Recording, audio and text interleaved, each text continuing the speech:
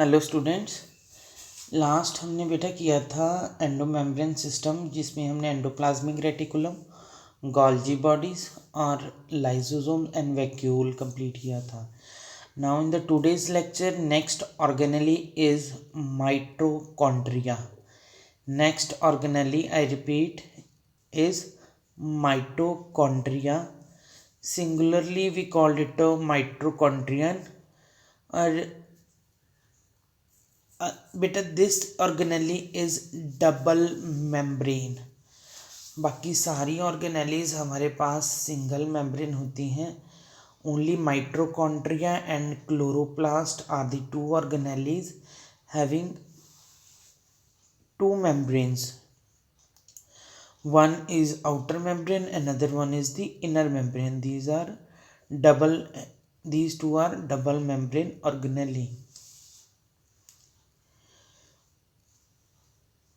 और बेटा ये भी सब माइक्रोस्कोपिक ऑर्गेनेली हैं, जिसको हम क्या कर सकते हैं, सिंपल आई से नहीं दे सकते, इसको with the help of electron microscope ही हम देख सकते हैं.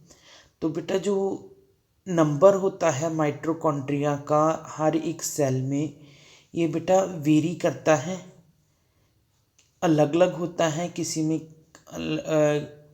ज़्यादा नंबर में प्रेजेंट होता है, किसी में कम. तो ये नंबर इसका किस पे डिपेंड करता है, physiological activity of the cell. ठीक है, कि एक्टिविटी कितनी है. अगर ज़्यादा एनर्जी प्रोड्यूस करनी है तो ज़्यादा नंबर में माइटोकॉन्ड्रिया सेल के साइटोप्लाज्म में प्रेजेंट होंगे. अगर एक्टिविटी कम है तो कम माइटोकॉन्ड्रिया प्रेजेंट होंगे. अगर हम बात करें शेप एंड साइज़ की, सो जो शेप और साइज़ है वो भी अलग अलग होता है. किसी में इसका शेप एंड साइज़ बड़ा होगा, किसी में अलग होगा. अलग अलग डिग्री ऑफ वेरिएबिलिटी है. ठीक है, अगर टिपिकली बेटा ये एक कैसी है, एक सॉजेस शेप है और यू कैन सिलेंड्रिकल शेप्ड है. इसका अप्रॉक्सीमेटली डायमीटर होता है 0.2 to 1 micrometre. Average you can say 0.5 micrometre approximately. And इसकी लेंथ कितनी होती है, 1 to 4.1 माइक्रोमीटर. तो जो माइटोकॉन्ड्रियन है, अगर हम एक की बात करें, is a double membrane. I already described. ये जो ऑर्गेनेली है, this organelle is double membrane. Bound structure with the outer membrane. इसकी आउटर मेम्ब्रेन होती है और साथ ही साथ इनर मेम्ब्रेन होती है. ठीक है, जो इसका ल्यूमेन होता है डिस्टिंक्टली इनटू 2 एक्वस कंपार्टमेंट्स. ठीक है बेटा, जो ल्यूमेन होता है उसके 2 कंपार्टमेंट्स होते हैं, that is the outer compartment and the inner compartment. जो 2 कंपार्टमेंट हैं वो बेटा डेंस होते हैं. किसके साथ भरे होते हैं, homogeneous substance called the matrix. जो खाली जगह होती है इनर और आउटर मेम्ब्रेन कंपार्टमेंट में, ठीक है, वो किसके साथ भरी होती है, एक्वस. ठीक है, एक हमारे पास डेंस विस्कस एक मटेरियल होता है, थोड़ा गाढ़ा, जिसको बोलते हैं होमोजीनियस सब्सटेंस. होमो मतलब सेम तरह का सब्सटेंस होगा, जिसको हम क्या बोलेंगे, मैट्रिक्स. ठीक है, तो जो आउटर मेम्ब्रेन होती है बेटा, उसकी कॉन्टिन्यूस लिमिटिंग बाउंड्री होती है. और जो इनर मेम्ब्रेन होती है वो क्या करती है, उसमें नंबर ऑफ इनफोल्डिंग्स होती है, जिसको हम बोलते हैं क्रेस्टे, और सिंगुलर को क्रिस्टा.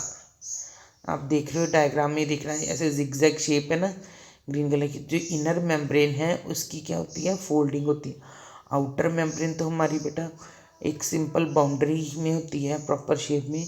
बट जो इनर मेम्ब्रेन होती है उसके बीच में इनफोल्डिंग्स होती हैं, जिसको हम बोलते हैं क्रिस्टे और क्रिस्टा.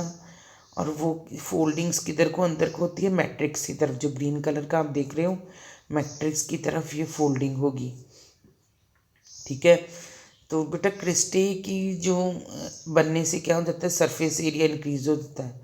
सरफेस एरिया इंक्रीज होने से क्यों, क्योंकि इस एरिया पे हमारे जो होते हैं स्पेसिफिक एंजाइम्स प्रेजेंट होते हैं, जो बेटा किस में हेल्प करते हैं, एरोबिक रेस्पिरेशन में। ठीक है, और एरोबिक रेस्पिरेशन मीन्स जो हमारी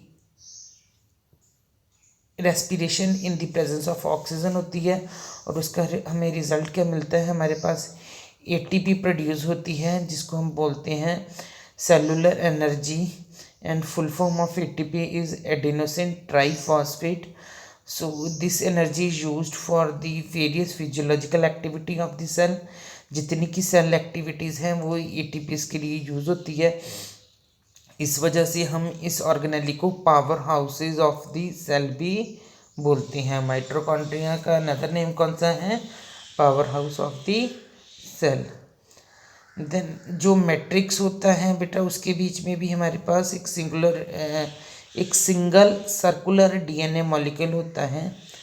ठीक है, और कुछ आरएनए मॉलिक्यूल्स होते हैं, कुछ राइबोसोम्स होती हैं, और कुछ कंपोनेंट्स होते हैं जो किस में हेल्प करते हैं, प्रोटीन की सिंथेसिस में।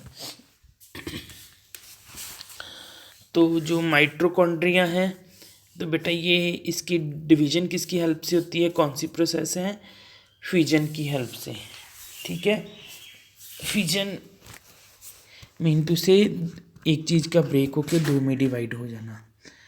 This is all about the mitochondria, and here in figure 8.7 is showing the structure of DNA longitudinal section. You can see outer membrane, then there is inner membrane having enfoldings, we call it a crista, and in crista include or covers matrix of this mitochondria,